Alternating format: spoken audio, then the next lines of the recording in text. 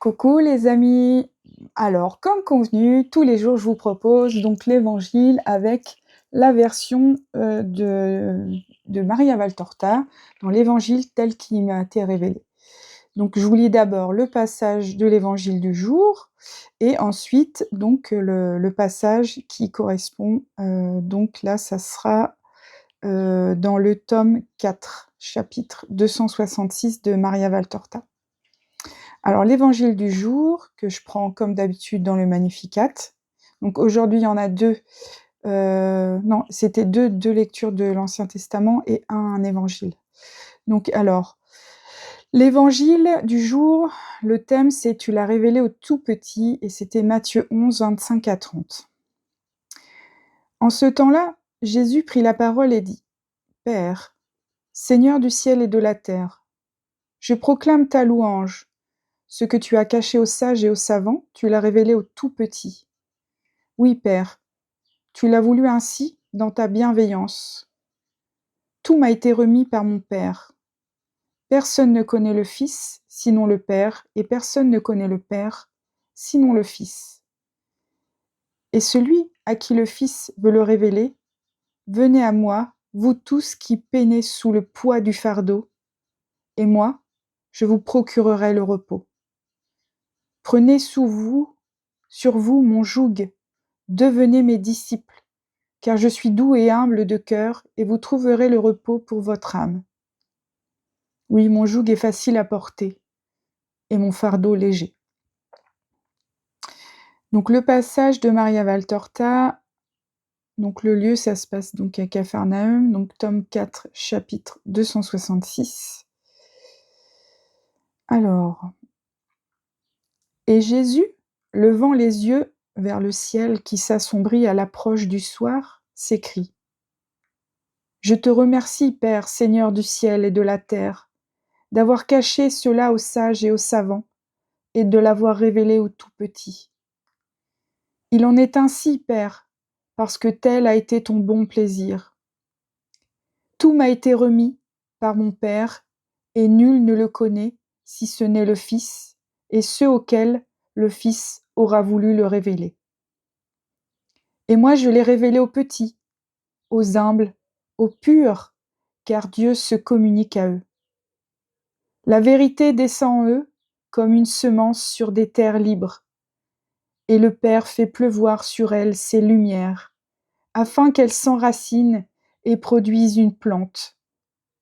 Le Père prépare les âmes de ses petits, petits par l'âge ou du fait de leur volonté, pour qu'ils connaissent la vérité et que j'ai la joie de leur foi. » Voilà le passage qui correspond à l'évangile du jour, mais dans l'évangile tel qu'il m'a été révélé, selon, donc écrit par Maria Valtorta suite à des visions du Seigneur, voilà. Et là aujourd'hui, comme c'est la solennité du Sacré-Cœur de Jésus, je vais vous lire un passage de Maria Valtorta qui est tiré donc les cahiers de 1945 à 1950, et c'est la date du 1er juin 1946. Donc solennité du Sacré-Cœur de Jésus. Maria Valtorta écrit : « J'étais en train de mettre en ordre mes prières du mois de juin, et je n'étais pas sûre s'il fallait que celle à l'Esprit Saint précède celle au Sacré-Cœur. L'Esprit Paraclet se précipite alors sur moi, accompagné d'une vague de bonheur et de paix. Il me dit : « Tu peux placer la prière à moi avant tout autre, sans craindre d'offenser le cœur aimant de Dieu. Ce cœur existe parce que je l'ai formé, moi, l'amour. Je suis celui qui ai engendré l'humanité du Verbe, et mon cœur est l'amour des amours de l'amour divin. C'est l'âme la plus ardente du feu trinitaire. Le Père, le Verbe et l'Esprit Saint habitent ce cœur. Mais puisque l'Esprit Saint est celui qui fait l'unité des deux premières personnes, et avec celle qui forme avec elle la Sainte Trinité, il est l'hôte élu du cœur très aimant. Dieu tout entier se complaît dans ce cœur et y habite. S'il est dit en effet que vous êtes les temples de l'Esprit Saint, et si l'on peut présumer que dans les limites de la finitude humaine, le trône de l'Esprit se trouve dans l'organe qui produit la vie et suscite les affections qu'elle trône, quel trône aurais-je jamais dans ce temple plus sacré que tout autre construit par l'homme ou érigé par lui? Qui soit plus beau, plus saint, plus sacré, plus mien que celui-là? Le cœur de Jésus-Christ. Il est formé des feux de la charité et des lys de la toute pure. Si les hommes savaient comprendre ce qu'est le cœur du Christ, mais les séraphins peuvent à peine pénétrer dans l'incandescence de cette perfection d'amour qu'est le cœur de Dieu, perfection de la perfection.